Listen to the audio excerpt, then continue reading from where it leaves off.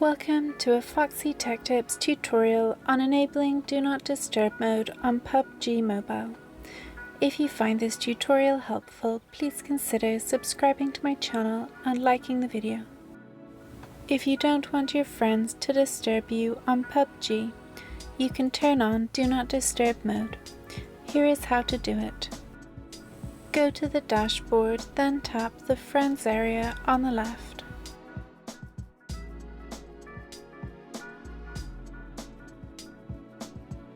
From the Friends list area, tap your profile icon at the top left. Here you can change your online status to Do Not Disturb. Your profile icon at the top left will now display the Do Not Disturb icon. You can exit out of DND at any time by tapping the icon again and changing to a different online status.